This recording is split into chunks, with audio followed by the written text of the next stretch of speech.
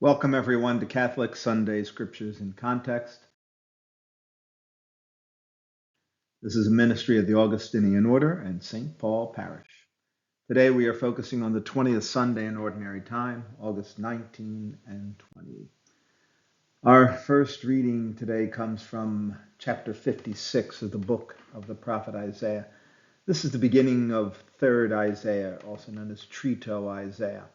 The Jewish people have been let go from Babylon. The Babylonian captivity has ended, and they have arrived in Jerusalem. And what they thought was going to be just a wonderful time has turned out to be a disaster for various reasons. Construction just got waylaid. They ran out of money. They had arguments among themselves. It just was not a good time for the Jewish people.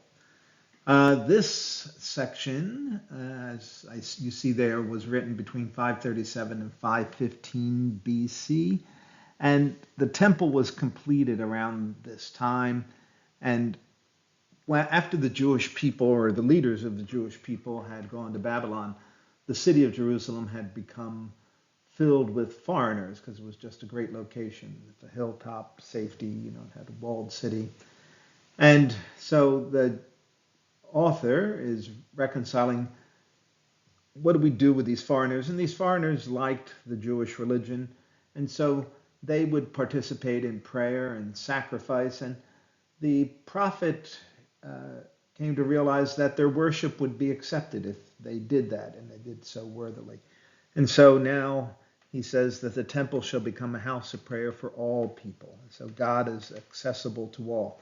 And this is a dramatic shift in Jewish theology and thought, because before this, only the chosen people could go to the temple, only the chosen people's prayers would be heard. And now this advancement in their thought and in their understanding of the relationship of God to people. Thus says the Lord, observe what is right, do what is just, for my salvation is about to come, my justice about to be revealed. The foreigners who join themselves to the Lord, ministering to him, loving the name of the Lord, and becoming his servants, all who keep the Sabbath free from profanation and hold to my covenant, them I will bring to my holy mountain and make joyful in my house of prayer. Their burnt offerings and sacrifices will be acceptable on my altar, for my house shall be called a house of prayer for all peoples. Our second reading, we continue reading from Paul's letter to the Romans, which is the longest of his letters. And here, Paul is talking about the Jewish people and the Gentiles. And since the Jewish people rejected the message of salvation of Jesus Christ, that opened the door to the Gentiles. But Paul still hopes that the Jews will accept this message. And the Gentiles, the non-Jews, have become the chosen, or become chosen persons by choosing God, right? And even though the Jews have rejected the gospel, they can come back. And Paul is hoping that the Jewish people will see the response of the non-Jews, and that will shame them into coming back.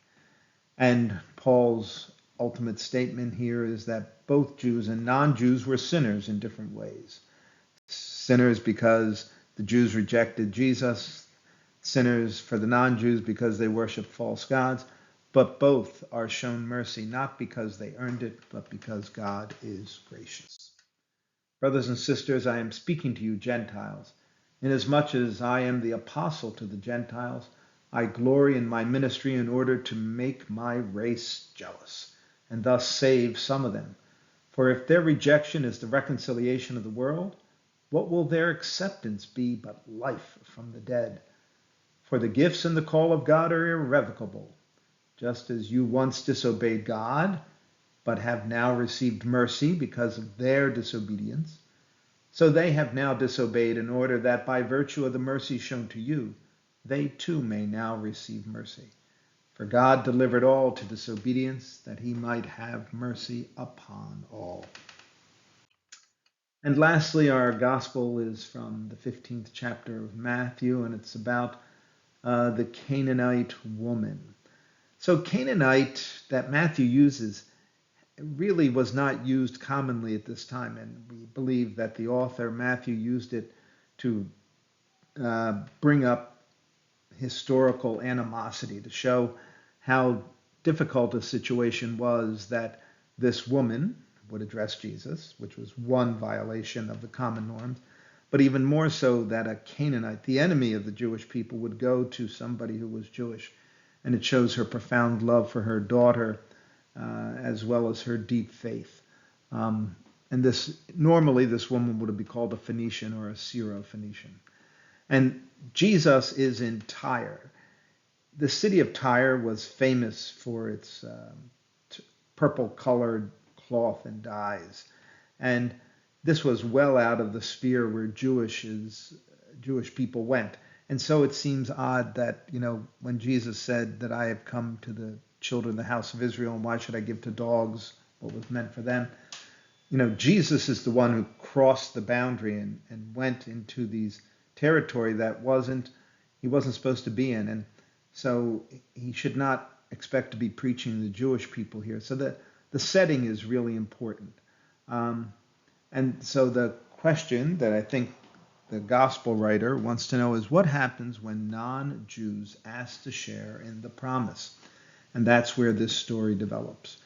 Can one go directly to Jesus without being Jewish? That was certainly a tension for Paul in preaching the gospel to the Gentiles, but it was also part of the entire Christian world at that time. And obviously the answer was you did not have to be Jewish in order to be Christian. And so we realize that this woman would do anything for her daughter. She even mimics back the sort of language that Jesus uses, the putting down of her about dog, because she loves her daughter so much, and her faith can transcend even what was a common way of referring to people of different faith. And so access to Jesus cannot be something that can be controlled by others, but it is free to those who believe and to those who love.